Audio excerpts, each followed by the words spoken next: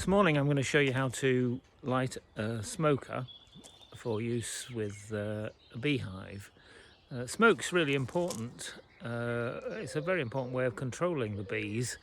It has two main effects. It masks their alarm pheromone so that they don't panic, and it also makes them think that there's a forest fire, and that tends to encourage them to gorge with honey, which makes them more docile because their honey stomach is full of honey. So first of all, I'm going to show you what you will need. This is very much my approach to lighting a smoker, which I've found successful and have developed it over the years. So the first thing you're going to need is a good quality smoker, and this is my smoker. It's very important that you get a smoker that's got a guard. You'll see this metal layer on the outside, which protects you from the heat of the main body of the smoker. I also use the shower caps, which you can find in most hotels, and these are really good just to keep the bellows nice and clean and free from propolis. Then the next thing you're going to need is some fuel. You can buy fuel for smokers from all the major bee suppliers, but I think that's really quite unnecessary, and most things that you can find around the house and the garden will do for lighting a smoker, and perhaps more importantly keeping it lit, because you want the smoker to burn for probably about 30 or 40 minutes. You don't want the smoker to die out while you're into the middle of an inspection. So this is something I find ideal. This is just cardboard, and it's been shredded, and it always comes with from one of the major bee suppliers. If you order put in an order to one of the major bee suppliers, you'll find that it's packed with this shredded cardboard, which is absolutely ideal. If you can't get that, you can always use just pieces of torn up cardboard, such as this from ordinary packaging.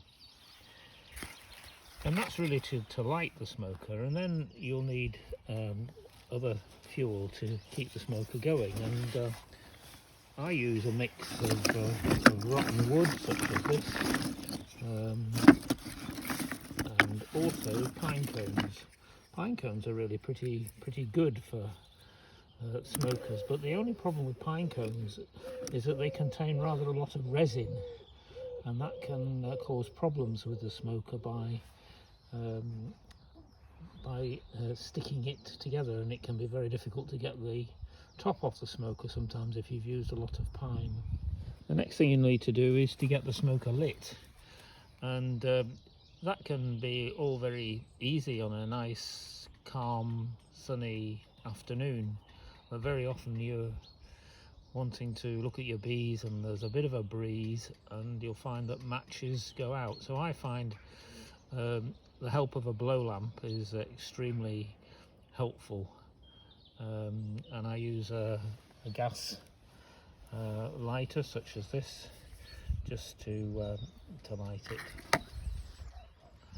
As well as the basic material, I have some shavings as well that I use for the smoker. These are very useful when the smoker is about to go out or has just gone out, and it can be very useful just to put a small handful of these shavings into the smoker, and that usually gets it going and keeps you going until the end of your inspection.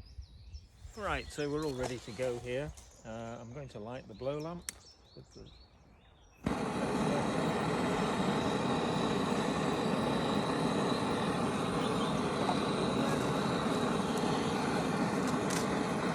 few strips of cardboard, shredded cardboard.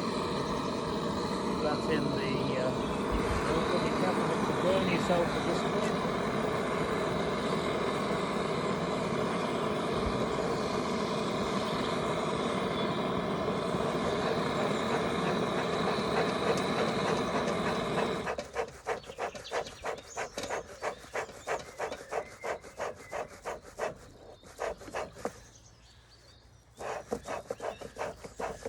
get the cardboard well and truly alight, and then you can add in a mix of your wood and your fir cones.